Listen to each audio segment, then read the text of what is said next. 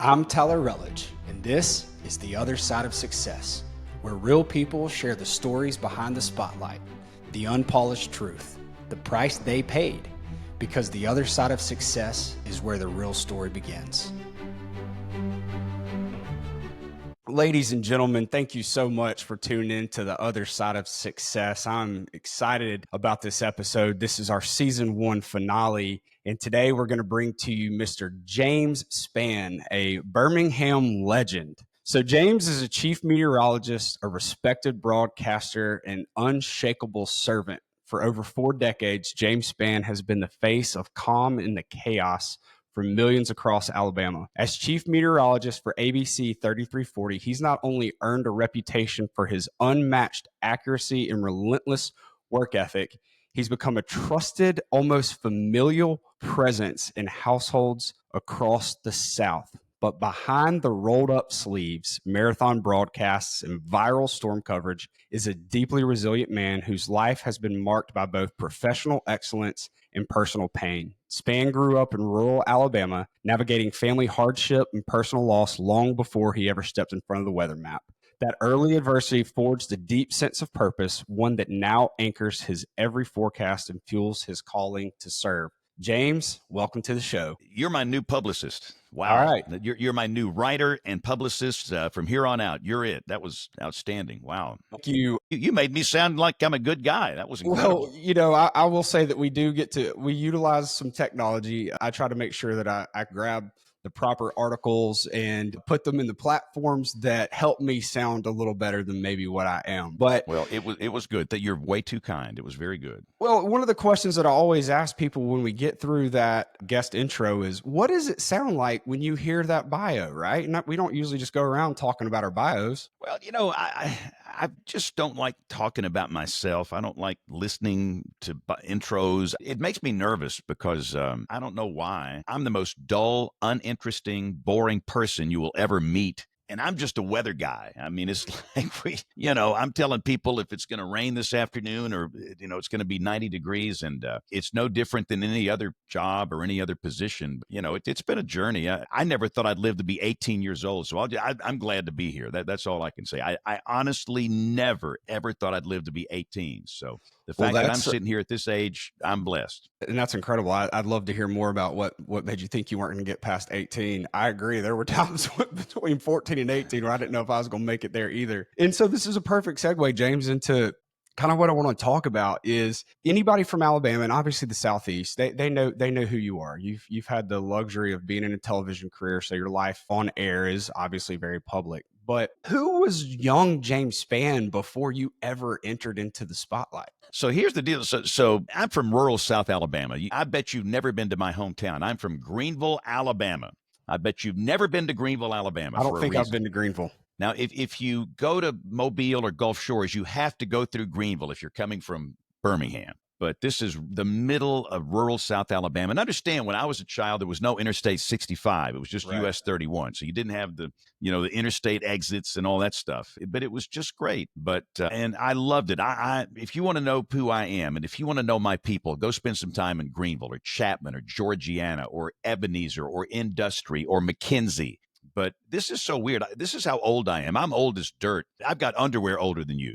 So I started, and I do need some new underwear, but I started first grade in 1962. And back in those days, you didn't go to kindergarten. Mm-hmm.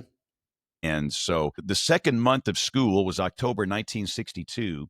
Historians that are watching this or listening to this might know what happened globally in October of 1962. We had this high-impact event called the Cuban Missile Crisis, where the Soviet Union had nuclear missiles on the island of Cuba, 90 miles away from Florida, aimed at the southeast United States. These were nuclear warheads. You think times are weird now. You should have lived in the 60s. And right. So we had these little drills where we get under these desks, little wooden desks, if the nuclear missiles were coming in right after you get into school. And I thought we're all going to die. But I do remember this. Me and my friends, we weren't the sharpest tools in the shed, but we're thinking, what good is this going to do? We're going to get into some little wooden desk and a nuclear warhead is coming in.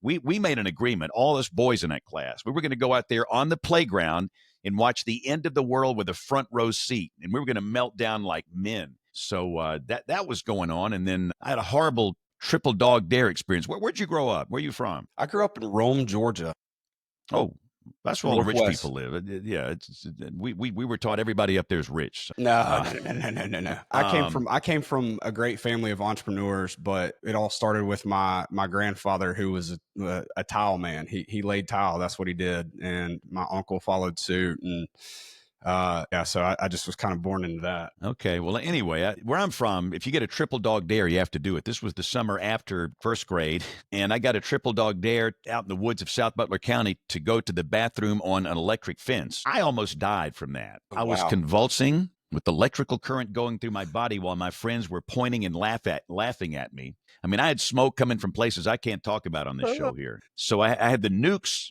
coming in, and then I had the electric fence. And then soon after that, the high school boys started going to some place called Vietnam. Yeah. We didn't know what it was or what it meant, but we knew some of those kids weren't coming back. So that's why I never thought I'd live to be 18, between the Wow. nukes, the Vietnam, and the electric fence incident. But it was a joy. I loved, I got to go back to a reunion in Greenville. It was like being dipped in healing waters. Those are my people. Mm. But and again, I don't like talking about me, but Yeah. I had a family incident where my father walked out on me and my mom, Mm. and he just walked out. I mean, this guy just was gone. And so it forced a lot of changes. This was in second grade. So I Wow. had the nukes in first grade. Then I had this, and my father just walked out. He never said goodbye. Have a nice life. See you later. Gone. And the guy never paid a cent. That's how much we were worth to him. And I have no siblings, so just me and my mom, just two. So Wow. our family of three was a family of two.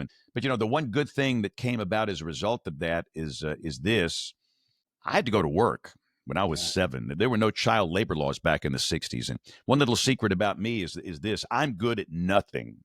I'm good at nothing.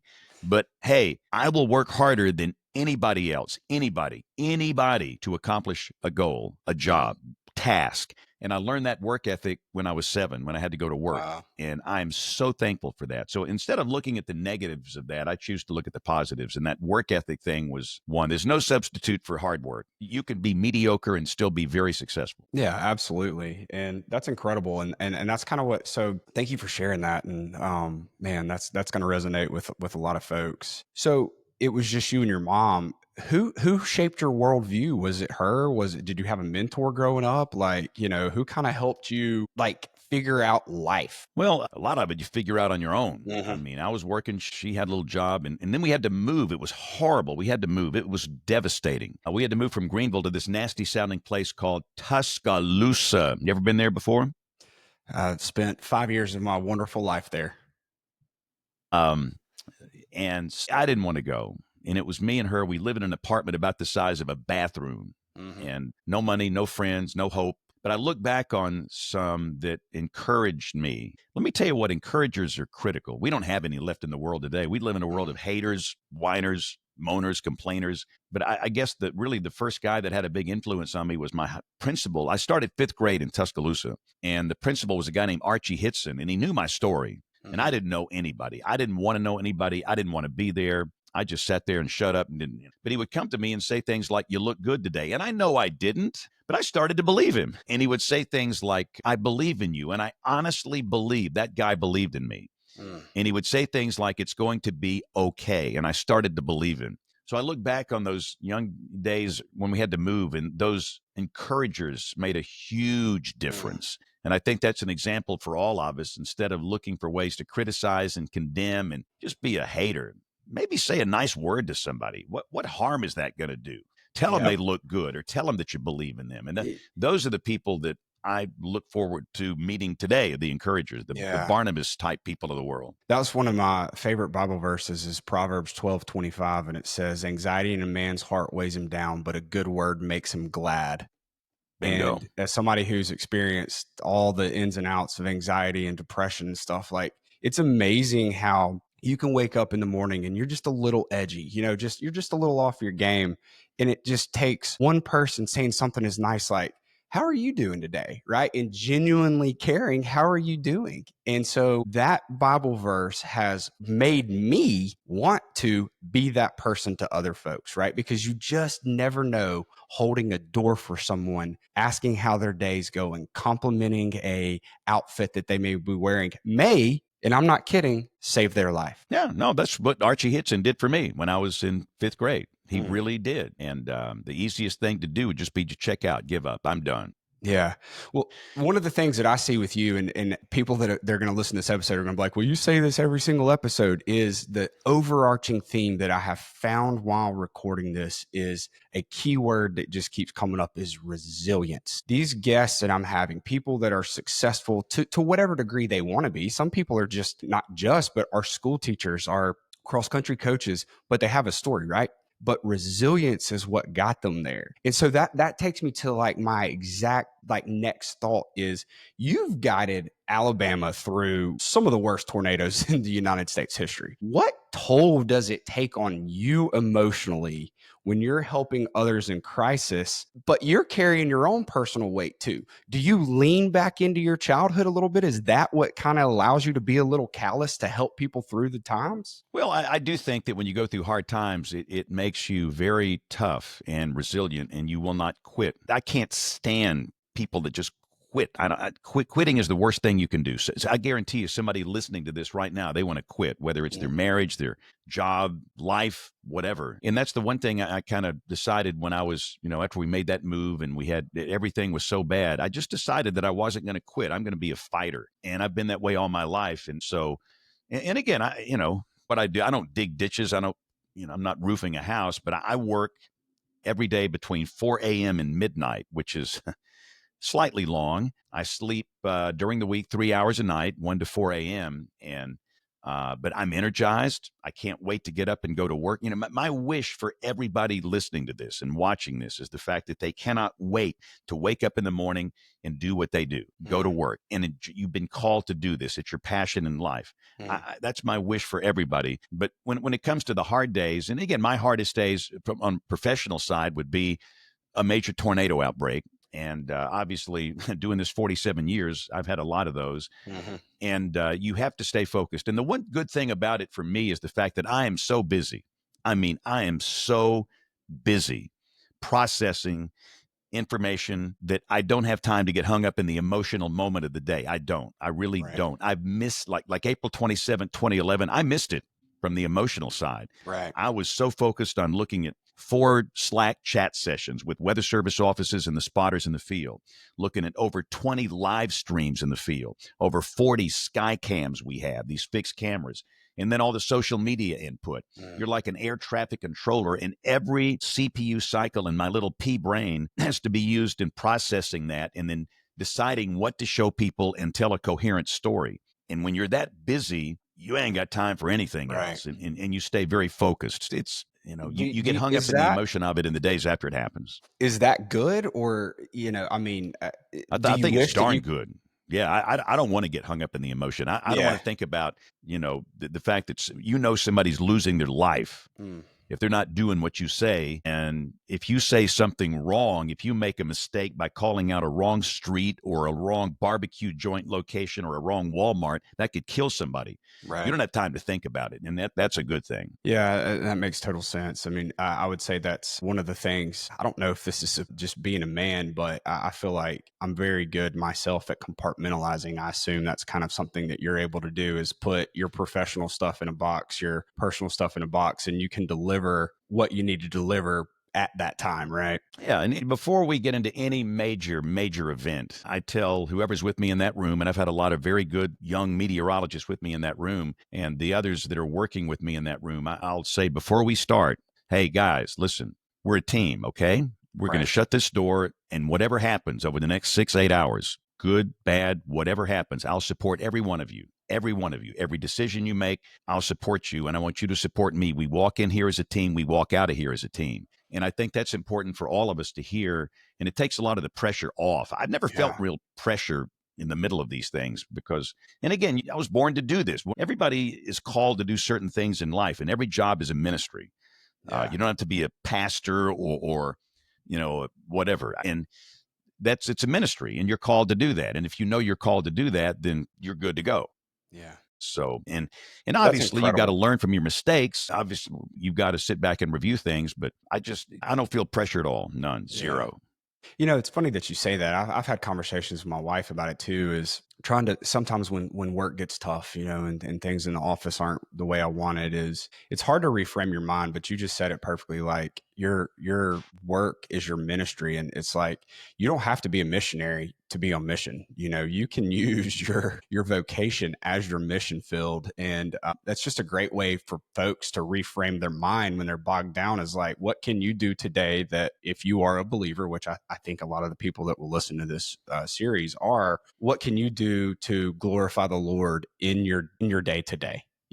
And that'll help you get through your days. Yeah, we used to have people walk into Hunter Street like on a Sunday, their first time guest, and they might ask, "Well, how many ministers do you have here?" And we had the same answer every time. Well, let's look around, about 3,000. However many were on campus. Right. We are all called to do things, and life comes at you really, really, really quickly. For Amen. years and years, I was the youngest guy. Wherever I worked, I was the youngest guy. I was the youngest. I mean, I started doing this at a very young age. And now I look around and I'm the oldest. I mean, life comes at you really quickly. You blink and you're going to be in your 60s, 70s, and 80s. And you don't want to have any regrets. You don't want to have any regrets. You're going to look back on your life, and all that matters is your relationship with God and how you serve people. That's it. It's simple. I do children's ministry. A lot of people make the gospel too hard and complicated. It's really not that hard. And so you want to wave this magic wand and go back when you were 20 or 30 or 40 or 50. Well, if you're 20, 30, or 40 or 50, there's your magic wand. You can make it happen. And Wow. just consider your job is a ministry and help other people, and you'll not have regrets. Man, that's a good word, and I received that. That's good advice for anybody. So for those that are local, and I would say based off of my data, over 80% of our listeners are local to Alabama. One of the most surreal days, and this is me personally asking this question, and I'm assuming there might be other people out there that do, is for you. I remember, I guess it might have been 2 or 3 years ago, tornado came through Eagle Point. You're on air, and I believe, if I correct me if I'm wrong, your wife was at home, and you're like on air trying to tell everybody in this area, hey, get to shelter, and texting your wife personally, like, hey, I need you in our safe place right now. Tornado hits your house. What goes through your mind at this moment? You're talking about, well, I got to compartmentalize. I don't get too emotionally involved. I'm like, well, if my wife's at the house and this is my job, is to tell people to get to safety, and then like what happened there? So this was March 25th of 2021. So okay, this was so wow, about 4 years ago. 4 years ago. Yeah. The one, and we're like you or anybody else, anybody that lives in this state, you've got to have a plan. You've got to be ready. We say that all the time, and it's not just for certain people groups, it's for everybody. And so we had a plan where I live. And so we have a tornado shelter, and we have the right way of getting warnings, never a siren, all the stuff we preach about. And she got the warning, but even before I texted, she was in the shelter, and we took a direct hit. This was rated EF3. Tornadoes are rated on a scale based on the damage they cause. The weakest tornado, and that's not really a good word, is an EF0, and the most violent's an EF5. Fives are very rare. Three is an upper end tornado. That's a very strong tornado, and it came through a very densely populated parts of northern Shelby County. And I'm thankful that some folks in the news department stayed on the phone with her while she was in the shelter, so she could kind of know what's going on and know when to come out. And I knew she was fine. That thing's rated for an EF5. She would be fine. But everybody's human. You have to wonder, will you have a house when this is over? What's it going to look like? And I will say that was the most distracting day of my career when it comes to telling a story. People ask me about that, which is very nice of them to do that. But 6 people died that day in Ohatchee. Right. And you've probably never been to Ohatchee. I have. I've been in that school so many times. I probably owned bricks in the building, home of the Ohatchee Indians. And we had 6 people that died. And that I look back on it, and you have to think, was the distraction that you had in your personal life that day, did that have anything to do with the 6 deaths? And I don't think so. But I look back on it, and it was distracting. But you still got to stay on. You can't just quit. You're in the middle of a battle. And what are you going to do? You're a general. You're just going to walk away and leave? You can't do that. Anybody would do that. It's not just me. Yeah. So we kept at it. But that was not a good day. But let me tell you one thing, though, about the thing that I'll never, ever forget. The day after this happened, this army of people just showed up out here with heavy equipment. And if you've ever been hit by a tornado, there's a little twinge of hopelessness, and that when's order going to be restored here? But this amazing group of volunteers, some of them I knew, many of them I didn't know. They got trees off the house. They started to restore order in this all-day work session, and it would cost $10,000, $20,000 to hire people to do this. And they just did it out of the goodness of their hearts. And I'll never forget that kindness. And it really spoke to me. I mean, it was overwhelming that some people I didn't know would be willing to do that for us. Right. And I'll never forget that. And that's the kind of person I want to be like. I'll just never forget that. And so after one of these tornado tragedies, if you can plug in and go help somebody, you can change a life immediately in a Yeah. situation like that. That's good. I know a lot of our local churches are super involved in those types of ministries with the ability to go after storms and help provide. I want to get out of the weather side of things in just a second, but one of the things that's near and dear to my heart was the April 2011 tornadoes that ripped through Tuscaloosa. Ashley Harrison was a great friend of mine. She was a light in the life of me and a lot of my friends that were in fraternities that had, just been around Ashley a whole lot. And that was the first time that I had someone that I considered to be a friend pass away.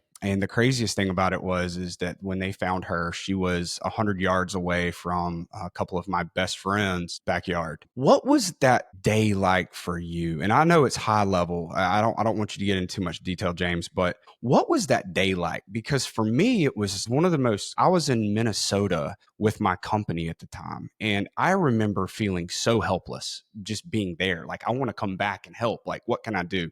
What was it like for you? Well, let me chase a rabbit first. The Ashley Harrison story, and I obviously didn't know her, but I feel Right. like I know her now. She was an only child like me from Dallas, and Darlene and Dave are her parents, and Yep. they have a scholarship fund for her. And a lot of people don't know this. She was alive when they found her. She Okay. had a pulse, and they got her to DCH, and they were desperately trying to clean her up and get her into surgery to save her life. And she died in that process. She didn't make it into surgery. And, the nurse that treated her, one of the triage nurses at DCH, she wanted me to get her in touch with the parents so those parents could know just how far that young woman fought to live Mm.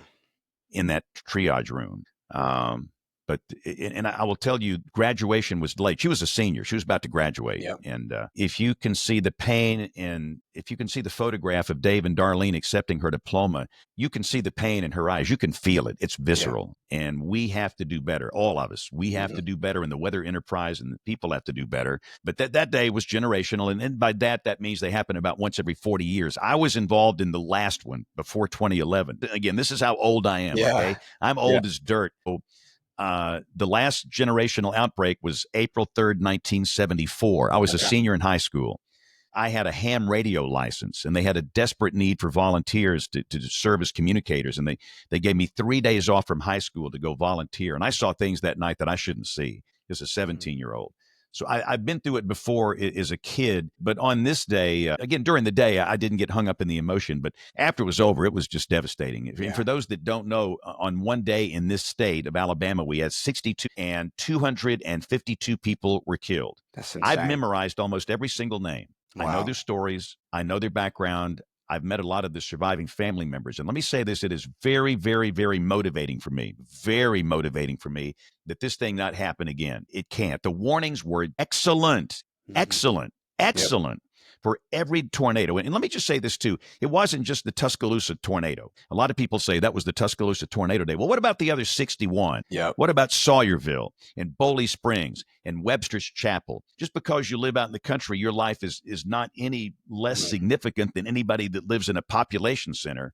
But what we learned that day is that what we do is not enough. All I know is physical science. That's it.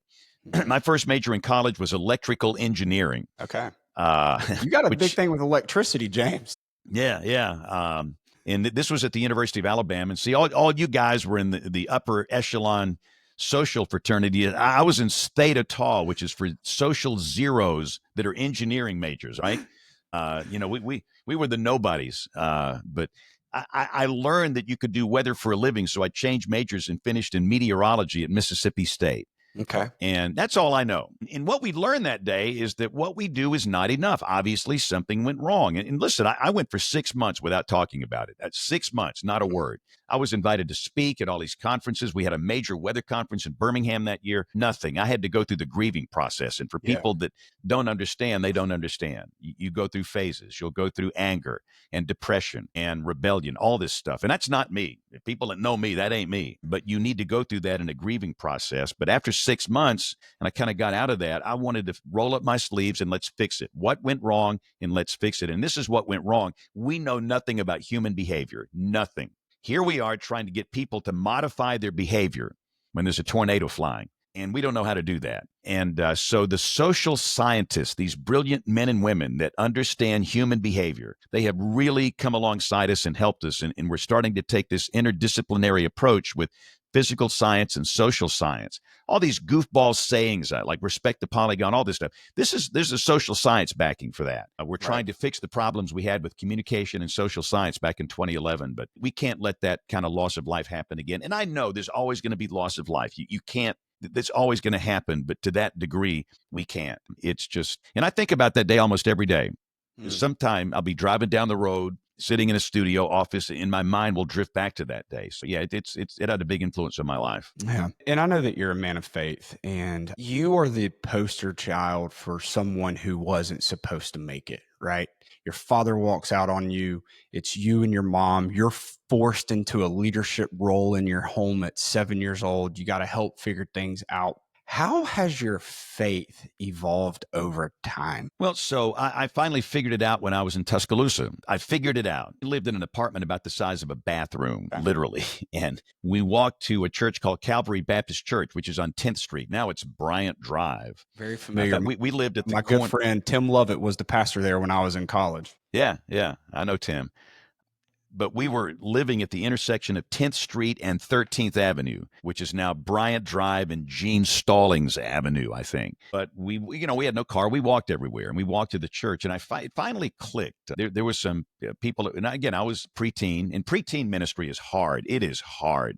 But I got it and accepted Christ when I was 12 years old and was baptized at that church. And the one thing I missed, I never thought about why did God leave me here? Why didn't he take me to heaven that instant? Boom. Chariot of fire. You're out of here. No more tears, no more suffering. Why did he leave me here? And I think a lot of new believers don't ask themselves that question. And I regret that to some degree because as a younger believer, let me rephrase that. I'm not a little selfish. I was really selfish. The world out here teaches you to look out after number one, which is the greatest lie you'll ever hear in your life. And when you become selfish, you become cynical, bitter, mean-spirited. You'll be unsuccessful in everything you do. And I think probably the greatest change in a moment was when some friends, and by the way, every man needs an accountability group.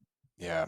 We have unique weaknesses and challenges. We all face struggles and demons. We all do. And you need other men that will ask you hard questions. They know you and you're comfortable with them. But my accountability group, they basically knew I was so selfish. And by the way, I look good on paper. I mean, I look good on paper. You can look good on paper, but that doesn't state the condition of your heart.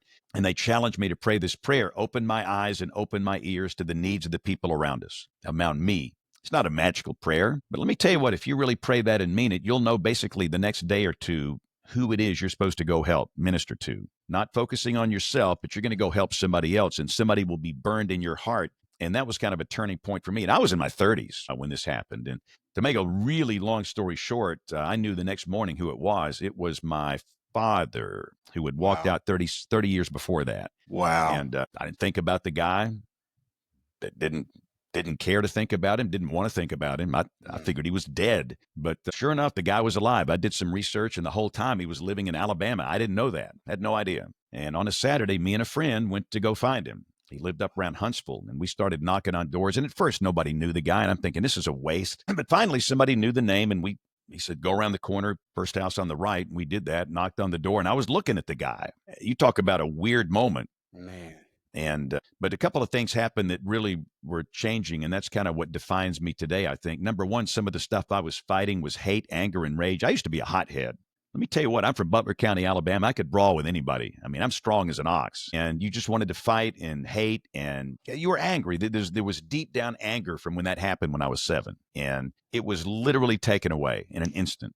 You say God doesn't work miracles today. Yes, he does. I am one. And at the same time, little memories of me and him doing things together when I was 4, 5, and 6 years old came back into my mind. It was so fresh. It was like it happened yesterday. And it just gave me hope that maybe the guy loved me. I don't know if he did, never told me he did. I don't know, but it gives me hope to this day. I don't know. But that was a life changing moment. And let me just say this the visit was not good. He didn't know who I was, he Right. was drunk. He had a condition called alcohol dementia. Years and years and years of chronic alcohol abuse had taken away so many brain cells. It was like talking to the brick wall back here. And he would die a year later from that condition. And that field of dreams, have a catch with your dad thing never happened. But Right. I was changed. And I got to tell him, I forgive you, all the things I needed to do. And that kind of set me on a journey of understanding that we are here to help other people. And that's it. Your job, your life should be focused on serving others. And when you have a servant's heart, life gets really good, really good. So that's kind of what drives me. Whew, that's incredible. And I just think about the golly, the power of forgiveness, right? And that as you grow in your Christian faith, and I still to this day, ask the Lord to open my eyes to the bigness of God and salvation and forgiveness. But you do get to experience a little bit of that when you make a conscious decision to forgive someone who has harmed you. Oh man, listen. God's forgiven me for the horrible things I've done. The least I can do is forgive Him. Right. That's the way it works, and Well, it's it will set you free. and that's the like you're talking about searching your heart. And buddy, I have to search mine every single day. I find myself getting callous and cynical, and and it's like, what is that? There's more in there, and a lot of it for me is my childhood trauma, and this similar, not the same situation with my father. I had a biological father that I knew until he died in 2013, and I was raised by my stepdad, but I did have an identity crisis. I didn't feel like I could connect with either one of my dads because I was kind of tossed around. And so that's kind of one of the things that has shaped me to want to be better for my children. And is what type of legacy am I leaving behind whenever my number's called? When people look back on James Spann, what do you want them to say? I guess, and again, I don't like talking about me, but maybe the guy. Hey, that's the guy that taught my child when he was in second grade, and he taught him weather when they went to Fairview Elementary School in Coleman Right. County, or Crestline Elementary School in Mountain Brook. He's the guy that put on that VBS at church, and he knew how to do it right. And our kid wanted to come back the next day and wanted to bring his friend, and they heard the gospel, and that friend accepted Christ that day. I think my legacy is not weather; it's going to be the children's ministry Yeah. stuff. I would like for people just to remember me for all the children's worship services, whether it's Hunter Street or Double Oak or whatever, and the VBS. Oh man, listen, earlier I said I'm not good at anything. I take that back. I'm good at one thing, and it's VBS. And most people don't even know what that means, but it's a summer week where you get kids. And I could not stand it when I was a child. It was not good. I Right. remember our arts and crafts activity when I was in first grade at VBS was making ashtrays for the deacons so they could smoke on the front steps of the church. Those things sat out there for years. We made those suckers. And thanks to a guy named Rick Callahan, who was the minister to children at Hunter Street for a long time, he's still my mentor. He is my mentor in children's ministry. Rick taught me how to do things, children's worship, VBS, and make it relevant and make it where the kids want to come back. And I guess that's what I want to be remembered for. It's that stuff. And again, I do other things, obviously weather. Most people on the weather side, all they're going to remember is Snowmageddon in 2014. That was the guy that screwed that one up bad. Biggest miss in history. Yeah, but man, that guy, which is fine. But the children's stuff, that's important. And a lot of people don't know this. I volunteer in healthcare. Okay. Which makes no sense for a weather guy, but maybe it does. 20 years ago, I took a position as the chairman of the board of a large hospital. And I really did that out of a selfish reason. I wanted to learn how people die in tornadoes. I wanted to spend time with ER docs and learn trauma and emergency medicine. And what can I do to help people be better prepared when there's a tornado 2 blocks away from their house to keep them alive? And it kind of morphed into a 20-year hitch it's like the Hotel California. You can check out, but you can never leave. Mm-hmm.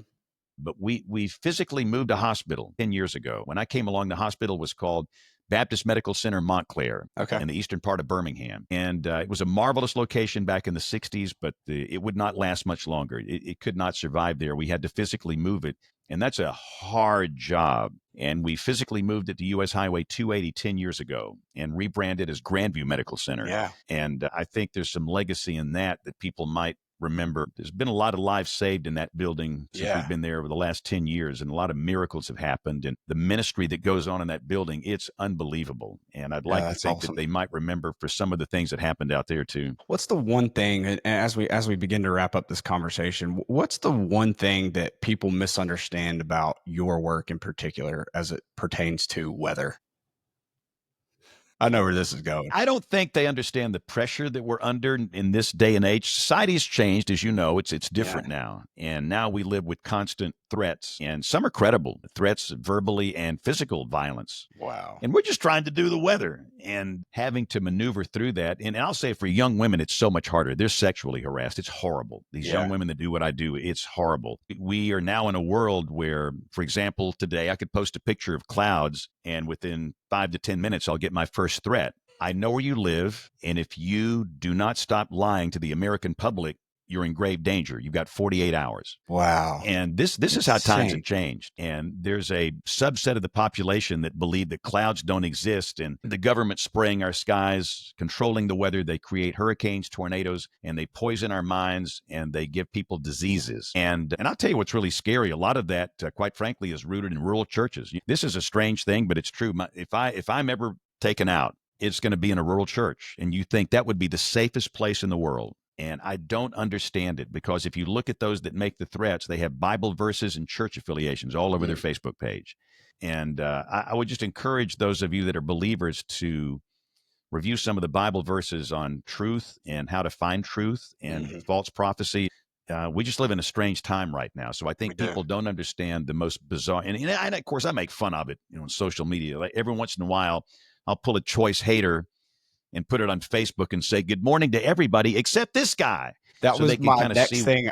I need that daily, James. And I don't like to do it too much, because you come over as bitter and, an old curmudgeon. I don't want to do that too much, but it's pretty rough out there. And I think people don't understand this unique pressure that we're under today. Yeah. But again, it's like anything else. I ain't got time to fool with it. And if it's a credible threat, you turn it into law enforcement. And if they believe it's credible, you'll get a knock on the door at 3 a.m. and you won't be making those threats anymore.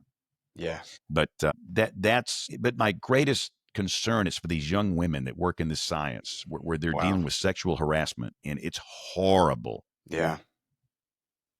So when you're on your deathbed, so you're going to be known as an internet social media troll. Is that what your life is? Is that what you want your life to be about? A hater, somebody that makes constant threats? I hope you don't want that. And goodness, please, if you're one of those that are doing this stuff, please consider stopping, just talking to God, and just to kind of read the Bible a little bit and see what it's all about. That I'll give you a clue. That ain't it. Yeah. So I think that's the one thing about what we do people don't understand. It's the constant harassment we get every day. It's pretty rough. Before we get into my last segment, which is just a few really fun questions, I always like to finish, and I think this is probably most folks' favorite part of the show, is being where James Spann is right now on July 3rd of 2025, and this episode will air on July 15th. What is your definition of success? Here's my definition of success. If you were carrying out these three characteristics: number one, following your passion. You were born to do something. You were gifted. You have an unusual gift, a set of gifts to do something you were born to do. What is it? Number one, you're following your passion. And for me, I really learned it as a child, weather. Again, like I said before, my wish is that everybody can wake up and love what they do. But number one is following your passion. Number two, working harder than anybody else. Anybody. I dare you. I dare anybody to work harder than me. You've got to work hard. And the third thing is following your passion and working hard with a servant's heart. And if you're doing those three things, you're successful beyond anybody's wildest imagination. Yeah. Doesn't matter what you do for a living, in your occupation, your ministry, whatever it is. If you're following your passion, what you were born to do, working hard with a servant's heart, that's success. Man, that's great. And thank you for sharing that. All right, we're going to switch gears now. We're going to have just a little bit of fun as we wrap up this show. This is what I call my rapid fire segment, where we just come up with This is where it goes right down the tubes. This is just some fun where we just ask. I'll take it down the tubes. That's what I do in these shows. You take it wherever you want to. All right. So what is your favorite Southern comfort food? Well, let's get real. I mean, I eat at gas stations. I mean, see a guy. Did you play baseball? You look like a ball I player. did for a little while. I Did you didn't play play in first college. base? I did play first base. I was left-handed. You're a first baseman. I can tell by looking at you. See, Yeah. I coach. We raise boys. This is what I do. I mean, I put you on first base. No, I eat in gas stations. Me too. Favorite. I love So it. Gas station breakfast is elite in the state of Alabama. Maybe Mississippi. Georgia's okay, but Alabama's gas station food is absolutely elite. listen. Let me chase a rabbit. Edwardsville. This is in Cleveland County between Heflin and Fruithurst. You probably never heard of it. It's just Nope. off Interstate 20. There's a sign in front of this gas station that says "Best gas station food ever." It is the Shoal Creek Market and Grill. Go in there. But for me, it's Hunt Brothers Pizza. Let's get real. I mean, Hunt Brothers. They're the greatest. Yeah. Hunt Brothers Pizza. Yes. Oh man, that's good. You got me it's a hungry treat. right now. Yeah, that's All right. it for me. Other than your own book that you've written, which we will post in the show notes for people to check out, what's a book that you recommend most? Oh, goodness. And let me just say this, too. A lot of people don't know this about me. I'm dyslexic, and which means I listen to books. It's easier for me to listen. When I was in high school, I was reading on first grade level and doing differential equations. They literally didn't know if I was an idiot or a genius. And to this day, nobody knows. I mean, wow. So not on the spiritual side, but on the baseball. You're a baseball player. Go listen to One Shot at Forever. Read it. One Shot at Forever. It's about this little high school baseball team in Macon, Illinois. And back in the early 70s, there were no classifications, and they made it to the state, and they were playing these giants from Chicago. In fact, one of the members of that team was Brian Snitker. He's the manager of the Atlanta Braves now. Absolutely. You really need to read One Shot at Forever. In any book by Rick Bragg, and again, I don't mean to get into the book club here, but Rick Bragg is a friend, and this guy can verbalize what I cannot. He kind of went through the same background I did, all over but the shouting. Prince of Frogtown. Go read it. If you want to understand me and Rick and people like us and our people and what we experienced as a child, I listened to Prince of Frogtown in my car all the time. And I probably listened to that book 300 times. Yeah. And it gets even better every time I listen to it. So if you want to know more about me and Rick in rural Alabama and tough family backgrounds, all over but the shouting and Prince of Frogtown. He grew up in Jacksonville, Northeast Alabama. My dad listened to him. My dad's story is very similar to yours, insane, but I grew up listening to cassette tapes of Rick Bragg books, and my dad's 1987 Land Cruisers. We head out fishing, so that's outstanding. I love Rick, and he's a great storyteller too. When you get to listen to the audiobooks, and he narrates his own books, which makes it even better. I mean, he talks like I talk. He's from rural Alabama. It's outstanding. I love it. All right, last question. It's my favorite one. My wife gave me this one, and I've used it every episode. You get a full week's paid vacation. I know you probably don't take a lot of them. What? You get all expenses paid. I'm talking meals, entertainment, travel, all that stuff. Are you headed to the lake or are you headed to the beach? As you get older, the beach appeal kind of fades a little bit just because I'm not a big guy with crowds, and I love people. I really love people. But big crowds, I don't know, that's more of a struggle for me. I would be just as happy going to Gee's Bend on the Alabama River, camping out down there. Most people don't even know where that is. It's in Wilcox County, next to Butler County, where I'm from. Gee's Bend, it's some of the sweetest people in the world. Most everybody that lives there, they have the same last name because they all came, their last names are Petway, and they came from descendants of a plantation owner, slaves, descendants named Mark Petway. And there's some quilters in Gee's Bend. They become pretty famous, the Gee's Bend quilters. But to me, the Alabama River, rural southwest Alabama, to me, driving to Gulf Shores, the joy, it's not to drive Interstate 65, but my way. We go down through Billingsley, get barbecue at Jim's Pit Barbecue in Billingsley, best in the state. Go down to Selma, drive through the Live Oak Cemetery. That place, you'll be haunted. It's unbelievable. From Selma, you go down to Gee's Bend. You cross the Alabama River on the ferry that crosses the river that they shut down back in the 60s so blacks couldn't go into the city and vote. You go into Camden, go to Uncle Red's Soul Food. You go down to Monroeville, and then you go down to Stockton and on the side of the Mobile Delta. And to me, that would be a treat. So for me, I just go camping somewhere in the river in the middle of nowhere. Man, I think you've got a book that needs to come out. I own your book that has a little bit of your biography, but also your weather journey and stuff like that. But you've got a great geography lesson, but just life lessons in general. So maybe that's something you can work on if you ever decide to step away. No, I'm just getting started, man. I feel better now than I feel when I was your age. I mean, I love it. good. You have to be in good physical shape to be in good mental shape, and I've got to Yeah, be strong absolutely. mentally. They go hand in hand. There's no doubt about that.